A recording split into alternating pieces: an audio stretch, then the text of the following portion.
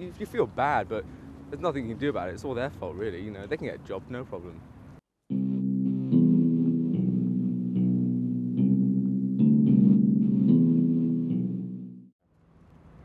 Homeless person. Yeah, smelly, dirty. drunky. They're on the drink and nobody would take them in anyway. I get fed up with them.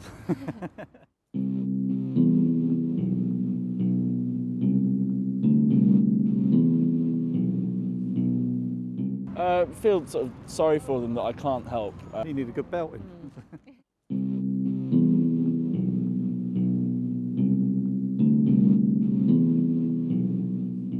Here's a fact, right? You see tramps in the day all the time on the street, yeah? Where are they at night? Where are they at night? They've obviously got a house. They're obviously not actually tramps, are they? They're never on the street at night. I've never seen a tramp on the street at night.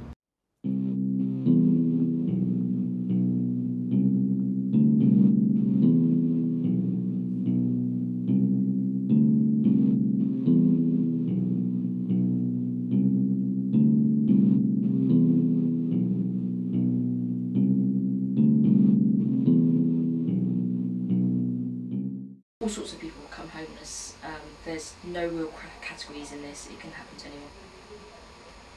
Someone who can be married and have kids and actually hold down a reasonable job can find themselves in this situation, usually through a pattern of events where the relationship breaks down, and so they're required to leave the family home, and through the relationship breakdown they become ill, and so suffer from mental illness, and so without a stable environment as well, go downhill from there. My name's Andrew Garrett. I'm actually a homeless person who's been homeless for 2 years now. That's a long time, and I'm 29 years old. When I was young-minded and stuff, I ended up losing my job. And you know what I mean? That's life, that's life. Then I decided to move out of my place because I couldn't afford to pay the rent. And that was it, mate. And I ended up on the streets. It's kind of hard to keep yourself together all the time, to raise money and be yourself, and it's a hard atmosphere to live in any matter or form. I can only explain it in that way at the moment.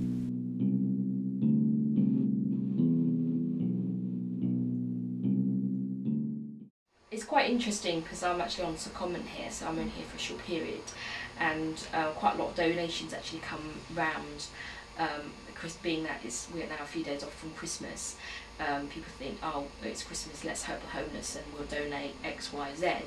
And actually a lot of people forget that actually the hostel runs 365 days of the year, and quite often we're quite low in resources the rest of the time, but we're inundated around harvest and Christmas time. So it's strange. Christmas seems to be a very poignant point for people who are homeless, but society as a whole will sort of draw together, which is lovely. I mean, lovely that people obviously donate in the first place.